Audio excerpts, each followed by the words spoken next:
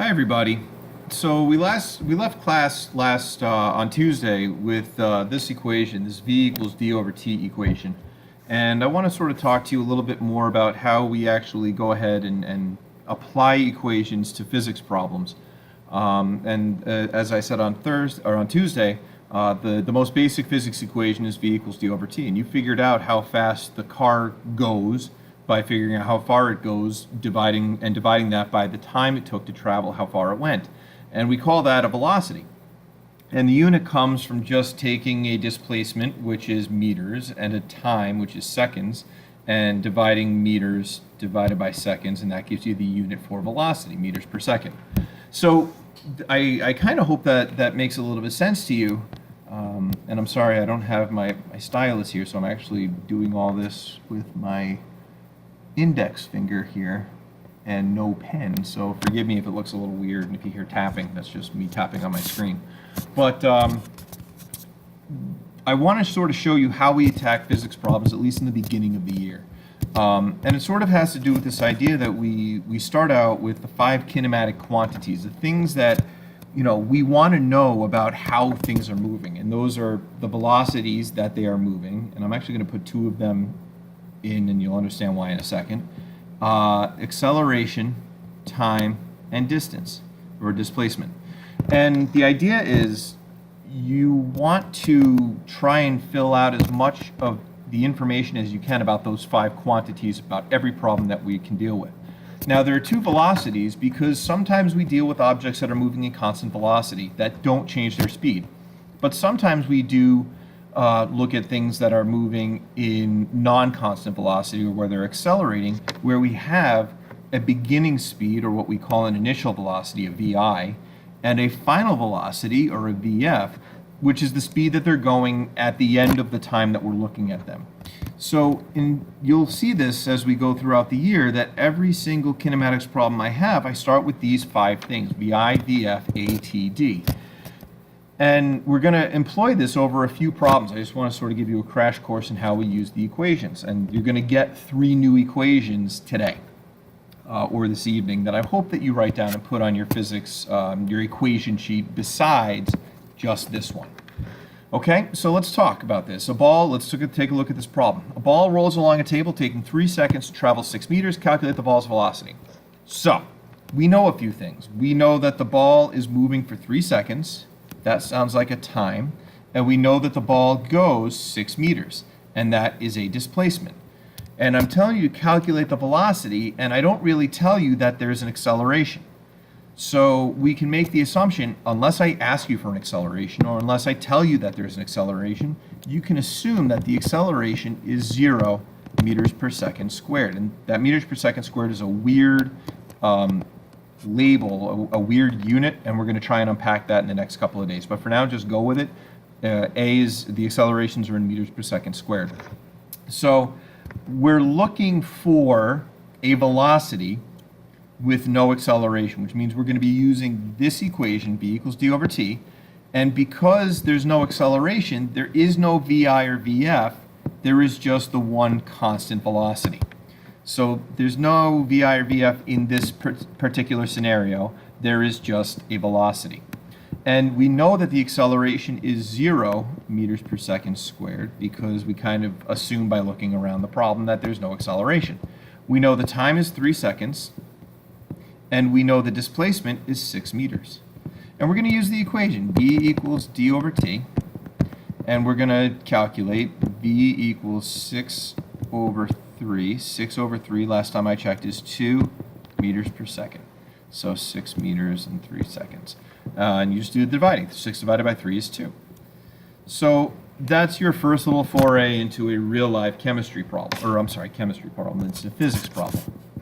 So we can move on, and I want to introduce you to another type of equation.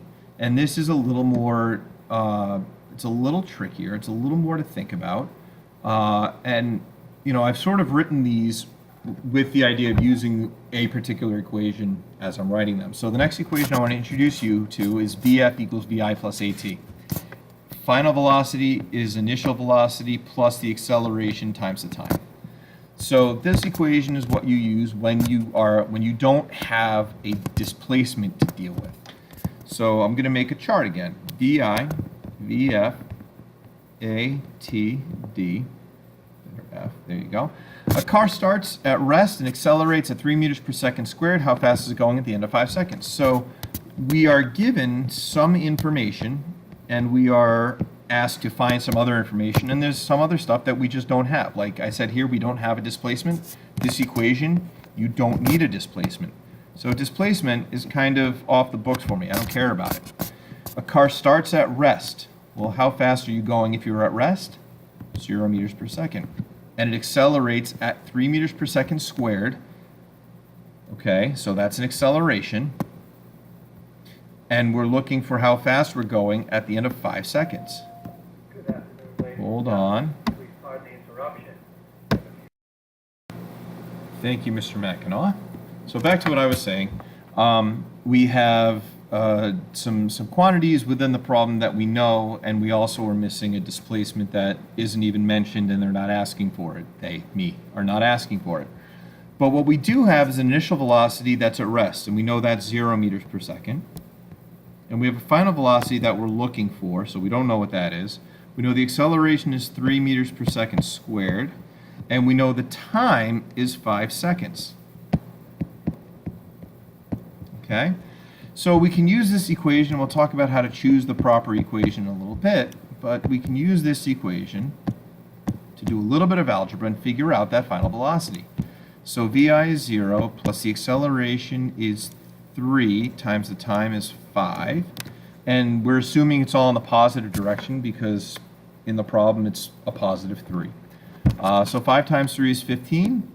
Our final velocity is going to be 15 meters per second because 15 plus 0 is 15.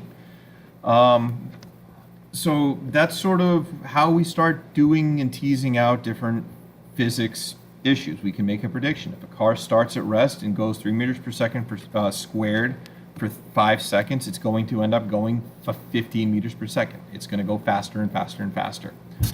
Another equation I'd like to give you is this one, VF squared equals VI squared plus 2AD. This is an equation that you can use when you don't have a time. If you notice here, we have a velocity, an acceleration, and a displacement, but no time. So we're going to set ourselves up again, VI, VF, A, T, D, and we can now look at the problem. A boat begins traveling at 25 meters per second and begins to slow down over the course of 200 meters until it eventually stops. Calculate the acceleration of the boat. So we're looking for the A. Okay? We know the VI is 25 meters per second because it's going 25 meters per second. I know it's a velocity because it's meters per second. And it slows down over the course of 200 meters, so that's a D, until it eventually stops. That is a VF. Calculate the acceleration. So what they don't ask for and they don't care about is time. But I know my VI is 25 meters per second. I know my VF is 0 meters per second. And I know my displacement is 200 meters. And I'm looking for my acceleration. Now I'm going to use this equation, VF squared equals VI squared plus 2AD. And I'm going to try and squeeze it over on the right side of the screen, but if I don't, we'll move things around. So VF squared is 0 squared equals 25 squared plus 2 times A, which we're looking for, times 200. Oh, I can't believe I got that all to fit in. So now it's just time to pull out your calculator and start figuring some stuff out. 0 squared is still going to be 0. 25 squared is actually 625 plus 2 times A times 200. Okay? So now the question is, what do we do? So algebraically, we have, and this is why I asked you about all those literal equations in the a couple weeks ago. The next thing we're going to do is we're going to isolate the 2A times 200 and get rid of the 625. And the way we do that is subtract 625 from both sides. So 0 minus 625 is negative 625. 625 minus 625 is 0. but we're going to be left with 2 times a times 200.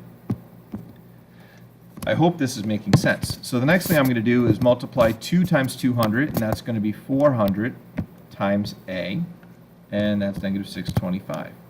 So now the next question is, well, what do I do with that 400 to get rid of it? And we're going to divide both sides by that 400. Divided by 400.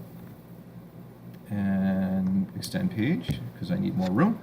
So negative 625 divided by 400 is negative 1.5625 equals a. And what that means is we are accelerating in the negative direction, 1.5625 meters per second squared. Sorry. And that is your answer for what's the acceleration of that boat.